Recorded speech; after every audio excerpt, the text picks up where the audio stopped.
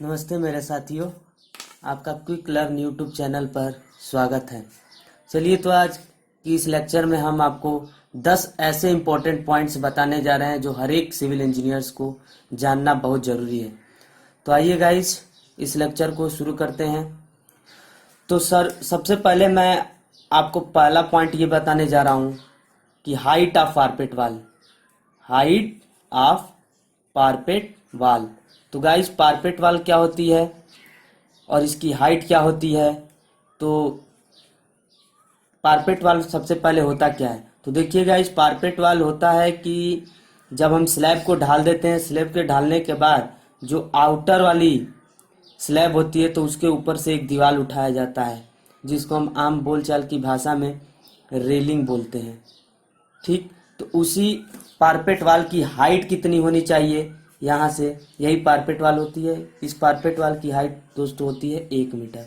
कितना? 1 मीटर। दूसरा पॉइंट है thickness of DPC. Thickness of DPC. DPC का फुल फॉर्म होता है, यहीं पे बता दे रहा हूँ, dam proof concreting. Dam proof concrete, और इसका थिकनेस होता है दोस्तों 2.5 सेंटीमीटर या लगभग 1 इंच। आम बोलचाल की भाषा में 1 इंच होना ही चाहिए। और थर्ड पॉइंट है दोस्तों height of building. Height of building कितनी होनी चाहिए? हाइट ऑफ बिल्डिंग जिस भी किसी रूम की ऊंचाई होगी उसकी ऊंचाई कितनी होनी चाहिए?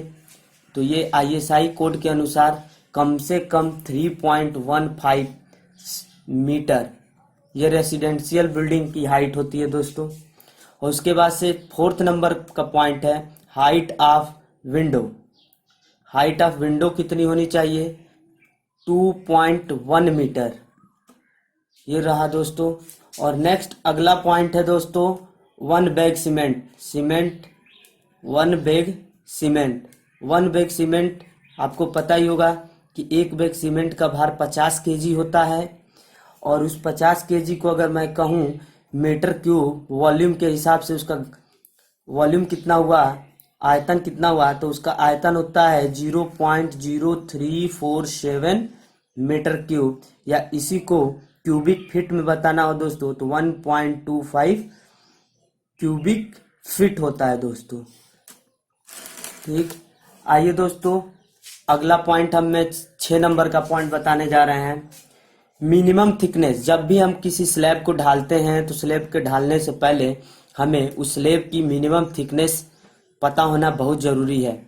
नहीं तो बहुत लोग क्या करते हैं, मिनिमम थिकनेस को कंसिडर किए बिना ही अपने स्लैब को ढाल देते हैं और बाद में बहुत बड़ी गलती हो जाती है। तो आइए दोस्तों मिनिमम थिकनेस ऑफ स्लैब। किसी भी स्लैब जब हम अपना छत डलवाते हैं तो छत की कम से कम मोटाई उसकी होनी चाहिए 125 mm।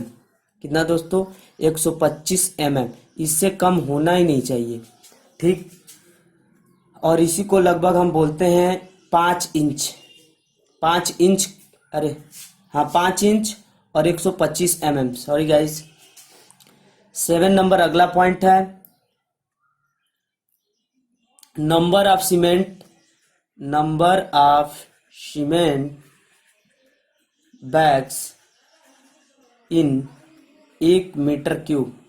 1 मीटर क्यूब में हमारे नंबर ऑफ बैग्स कितने लगेंगे, तो मैं आपको बता देना चाहता हूँ 28.8 बैग्स, या इसको हम कह सकते हैं लगभग 29 बैग्स हमारे 1 मीटर क्यूब में आएंगे। चलिए दोस्तों 8 नंबर में हम 8वां हमारा क्वेश्चन होगा कि minimum diameter bars used in slab.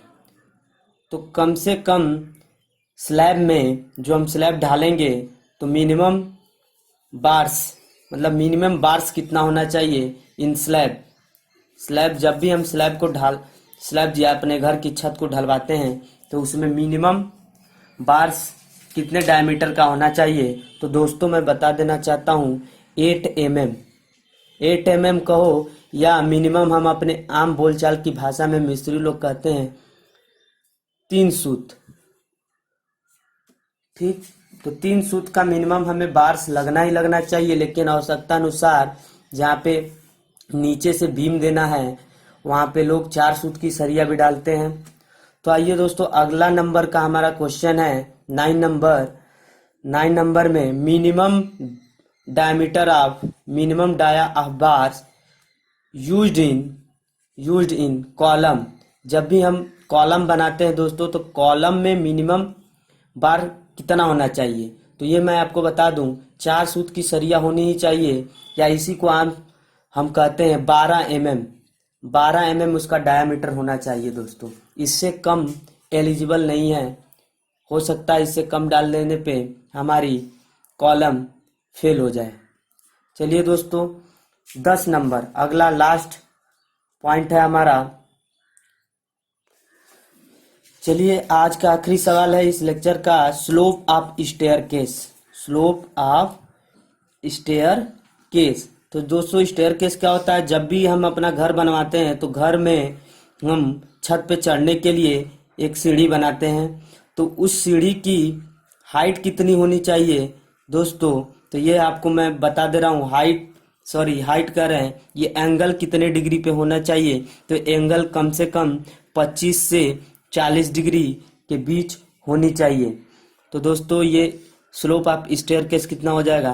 25 degree to 40 degree. तो चलिए दोस्तों, आज का लेक्चर बस यहीं पे।